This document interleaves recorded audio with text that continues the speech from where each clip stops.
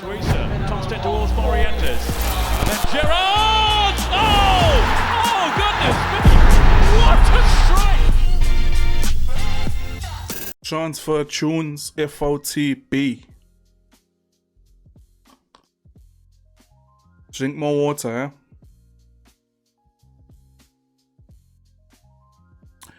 Drink more. Let's just get into it. Hey, this hey, this window, I won't even lie, you have to be up for it, you know. You can't blink. There's no blinking here. Teams are moving sharp. With that said, let's just get into it. First, we'll start with some confirmations. Sounding like a sounding like some ceremony. But yeah, basically some transfer confirmations that we discussed before. The first one, Benjamin Sesko, officially a United player. Yeah, I already gave my, what can I say? I gave my opinion on the player, how he fits into United. That was the last episode. And quality player. I mean, I can't be lying unprovoked, saying just because I'm a Liverpool fan, he's going to United, he's gonna flop. Nah, I'm not sure I see that happening. It seems like Emery wants a striker that's in his mold, a classic target man. But at the same time, as I mentioned before, he's not just a classic target man. His hold-up player's quality, and he's quite quick for his height. And he's still young. There's still some development, and clearly Amorim doesn't see that in Højlund. I don't know if that's how you say it. Rasmus Højlund. But anyway, excellent signing, Benjamin Sesko. And this one, just randomly, maybe there were some whispers, but I didn't really take notice. But just randomly, Super Jack going to the blue side of Merseyside. Super Jack, the greatest winger. Okay, no, I'm joking. No, but to me, like this is, as I said, these are my opinions. Everybody has their own, different opinions. But to me, this is a career reset. You know what I'm saying? Compared to the first season when Pep signed him, compared to fast forward to last season, into the season, yeah, he's lost favor. Shame. He's lost favor. Clearly, Pep doesn't see use for him in terms of his future plans. So yeah, it could be a good career reset. I was reading a couple of quotes where you're speaking to Moyes, and I think that's the most important thing when a manager wants you. I think that's a very important thing. So yeah, Super Jack to Everton. Going to be interesting to see if that career reset actually works. Apparently there's a clause in there where after the season loan, Everton can purchase him for a fee of like 50 million. See how that works out. But no, all the best to Super Duper Jack. Getting into our transfer rumors, Eberechi Eze. Now, if you've been following, right, Eze definitely seemed to be locked on for Arsenal. Locked on, There's some discussions in some of the groups I'm in, soccer practices, etc.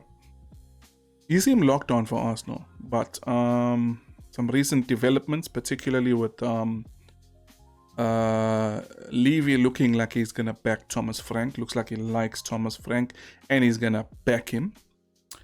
And on top of that, the season-ending injury, seeming season-ending of James Maddison. It seems like an ACL, sensitive surgery, recovery, and etc. is gonna be like 9 to 10 months. So it seems maybe he might rock up towards the end of the season, but they need a creative player. They need a creative player now, and Looks like they're pushing toward, they're making official contact with Crystal Palace. The plan is to return to the table, 100% confirmed. Eze also keen on that. So basically, with Eze and his agents making Spurs aware, making Spurs aware that he's keen on the move, that means personal terms shouldn't be a problem. Even though Eze may also have, his eye on Arsenal if they make a bid. But it seems like he's giving Spurs encouragement because they wouldn't approach Crystal Palace with a bid if that wasn't the case. So, interesting one.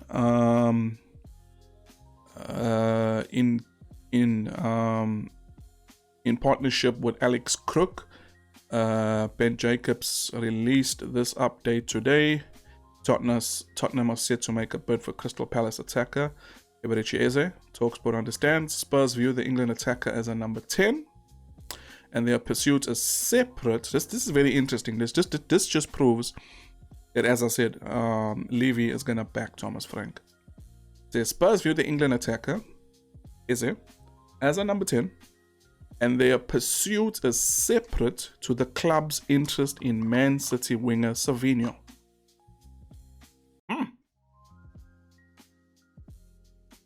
So that's some serious coin. The Savinho deal apparently might be slightly a bit more difficult because apparently City are not fully keen on selling. So that'll require a bit more negotiation. But to say that it's separate to their chase for Savinho means that they're really serious about backing Thomas Frank. It goes on to say Spurs are hoping to move quickly, and they've been told by Eze's camps terms will not be a problem. So personal terms will not be an issue. We know what personal terms entails: contract time, role in the club, role in the team, wages, etc. Right? Eze is open to the move and wants to both play in the Champions League football and ideally stay in London. Spurs can provide that, as well as Arsenal. And it is this development they reveal regarding one of Arsenal's youngsters. They say Arsenal also hold an interest in Eze, and a late window move can't be discounted. So they're still considering. However, the desire to give Ethan Nwaneri minutes at number 10 this season has led to some hesitation within the club as to whether to add another central attacker. And Arsenal also focused on outgoings they're looking at bringing in another left winger if Trossard or Martinelli depart. So it seems like, and I've been discussing with a few Arsenal fans, like it seems like the Eze deal is kind of movement for him has kind of slowed down, and we kind of see there's an internal discussion, perhaps with Arteta as well, that they see that Nwaneri can step up in the number 10 position, which is not a bad thing. That lights he's brilliant, quality player that has a lot more to learn, etc. And you can see that with Arteta not giving him much game time last season, as opposed to the previous season. But if they trust him, good and well. I love it when managers back young players. So yeah, that's Eberechi Eze. Tottenham are moving forward to sign. They will discuss basically with Crystal Palace and come to terms with what a fee will be. Also, Marc Guéhi. Yesterday there were 2 bombers dropped. All the reliables, Ornstein, all of them, that Liverpool will be moving for Marc Guéhi. And what Fabrizio, not just Lewis, deal with this update, right? He makes a very good point. Steve Parish is known to be difficult to deal with, but there's not much leg room Palace have with they need or will be desperate to sell this summer because he's got 1 year in his contract. He'll leave on a free next summer. Parrish seems like a prototype businessman, so he'll want to do business now. Reports say the most they can get is like 40 million for Guehi, but I think 30 to 35, in fact 30 should get it done, you know.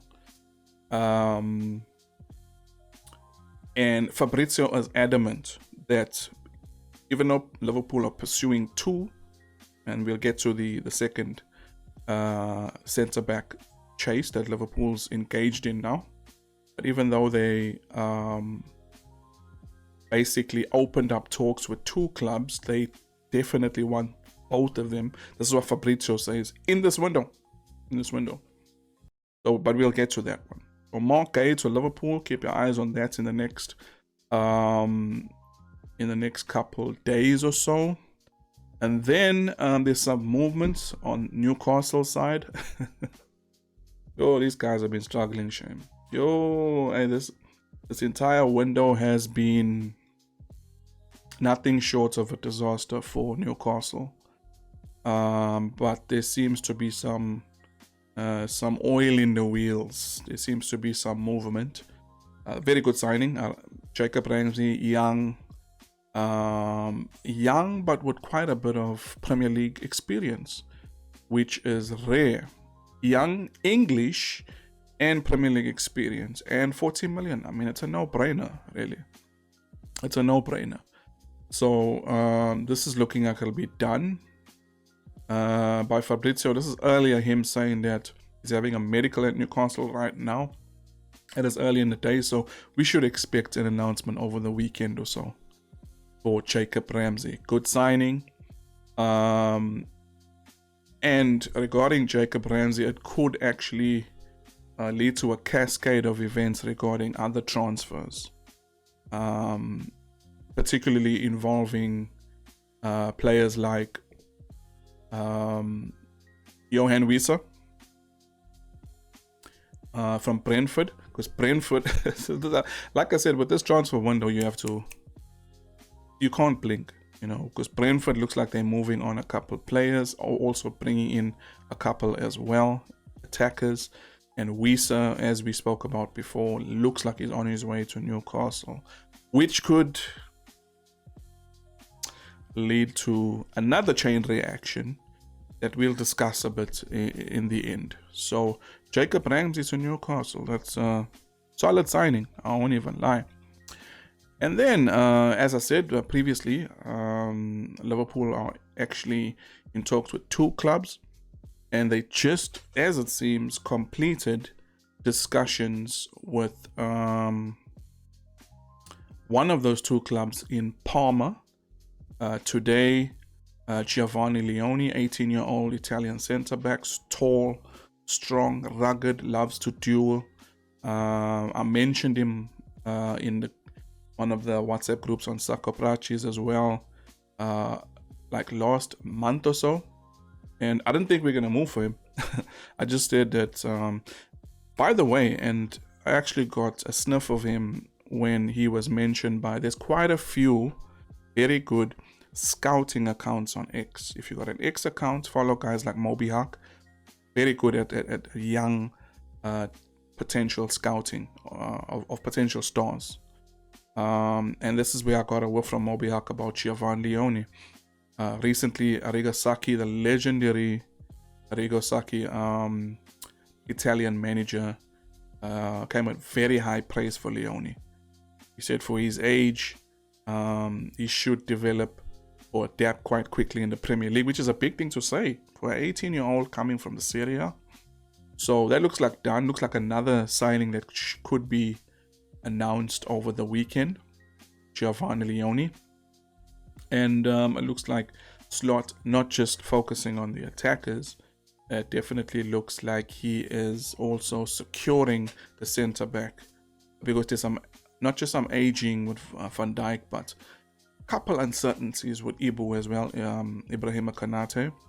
So bringing in two centre backs shows real intent that Slot is putting his own stamp on the squad now, which is very good.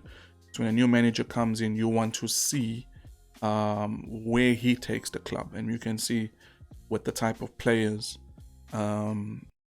Slot is purchasing. He's really putting his own stamp and name on the squad now. So that one should be confirmed quite soon. We should get a here we go. If we got a here we go, we should get a announcement from Liverpool soon. And yeah, and that's just basically Isak again. The latest from Lee Ryder, who reports for I think he reports for the Chronicle, for the North teams in the North. He's actually the Chronicle's newspaper's chief writer for Newcastle, and he affirms that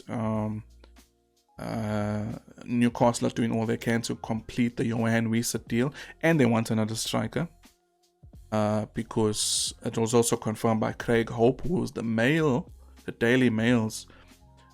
He covers the North with teams in the North like Newcastle, and he's been on this Isak story basically throughout the transfer window. And he said that Isak is basically on strike. He's like, he's not ready. David Ornstein put out a very strong piece as well, and he went on the Athletic podcast reiterating that from what he's hearing, Isak doesn't even care that if he gets sold or not. He is not interested in reintegrating into the club. So it seems like it's heading in one direction. Like I've said before, Isak, he's not going to play for Newcastle again. That's how I see it. Another we mentioned was Baleba, United's interest in Carlos Baleba.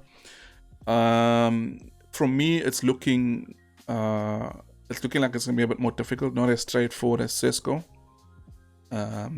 Because Ben Jacobs put up this update. He said, if Manchester United, I think you're speaking to Beth from the United stand, and he said, if Manchester United get a suggestion from Brighton that a sale is possible now, I actually expect them to plow on. So he expects him to make a move if Brighton give them motivation or an indication. But he says, Brighton do not quote figures. There is no asking price that Manchester United know of. So if they place a bid, they go in blindly. So Brighton are like basically like they want to keep Baleba this season, but they're not in a hurry to sell. So they're not in a hurry to quote a favorable price. They don't even want to quote a price. So it seems like, okay, United, let's see how much you'll bid. So maybe just say United going in with a 70, and then Brighton's like, no, we want at least 100, and then they start, negotiating from there. From 70 to 100, they try find a basically a common ground, and that can take a lot in terms of negotiation. So I think it's been a difficult deal for United. It's looking very similar in terms of price to what Caicedo, that's his name, went to Chelsea. Oh, Caicedo, don't like mentioning that name, but yeah, Caicedo, what he went to Chelsea. But yeah, one more, just a sleeper one, is regarding I've been discussing this player with a friend of mine, Will. Shout out to Will.